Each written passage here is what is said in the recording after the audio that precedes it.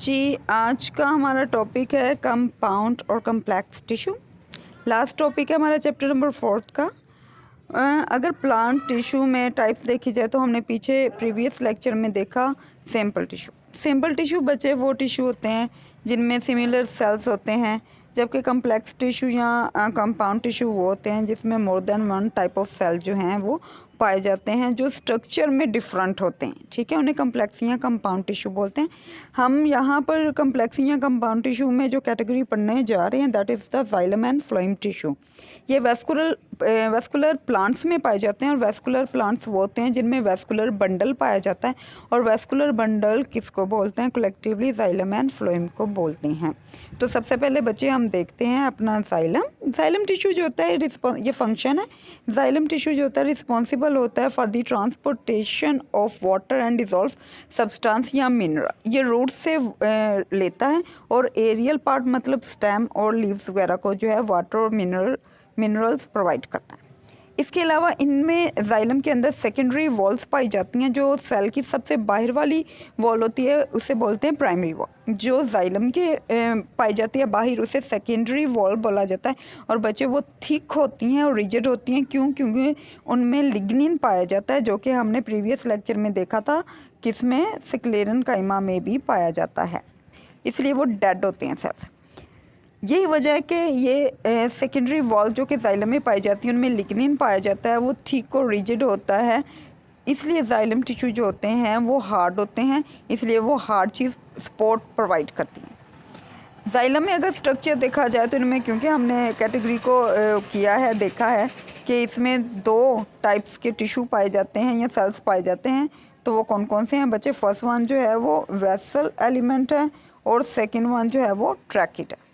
Vessel element देखें तो इनमें सेकेंडरी सेल वॉल पाई जाती हैं, जैसे ये देखें इनमें सेकेंडरी सेल वॉल पाई जाती हैं, और बच्चे इनमें कोई बिल्कुल लंबी ट्यूब्स होती हैं, इनके दरमियान कोई भी रुकावट नहीं होती है, कोई भी हिंड्रेंस नहीं होती है।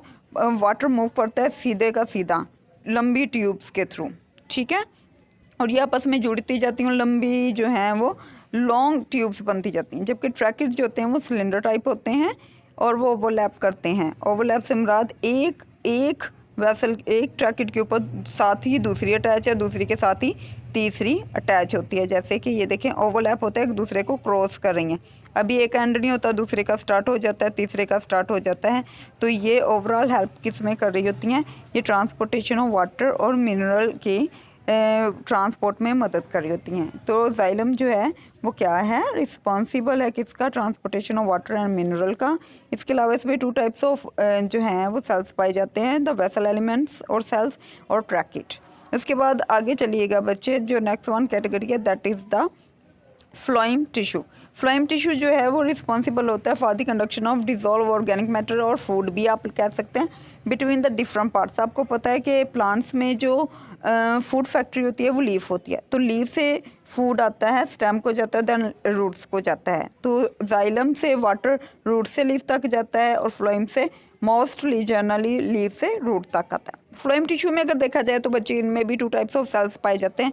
The first one is sieve tube cells, the second one is companion cells. Sieve tube cells जो होते हैं वो भी लॉन्ग होते हैं, और इनकी एंड्स पे अगर आप ये वाली चीज़ देखें सीव ट्यूब्स, ये आपको ब्लैक सीव प्लेट नज़र आ रही है, इसके अंदर छोटे छोटे सुराख होते हैं, जैसे कि आटा छानने वाली छाननी जो होती है उसमें सुराख होते हैं। बिल्कुल इनके ये प्लेट के ऊपर छोटे छोटे सुराख होते हैं। ये एक ख़ास इंटरवल के बाद यहाँ पे भी देखिए ये रिपीट हो रही है, उससे नीचे भी होगी, इसमें छोटे छोटे सुराख होते हैं। फूड ऊपर से इनके अंदर से फिल्टर हो के नीचे आ रहा होता है।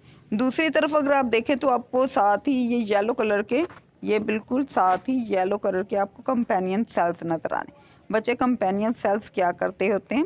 कंपेनियन सेल्स जो हैं ये प्रोटीन बनाते हैं और फिर ये सीव ट्यूब में एंटर कर देते हैं। इसी तरह ऑर्गेनिक फूड यानी ग्लूकोज और प्रोटीन जो हैं वो ट्रांसपोर्ट होती हैं कहाँ? लीफ से आपके यानी प्लांट्स के रूट्स तक। तो कंपाउंड टिश्यू में टू टाइप्स ऑफ सेल हैं, जाइलम एंड फ्लोएम।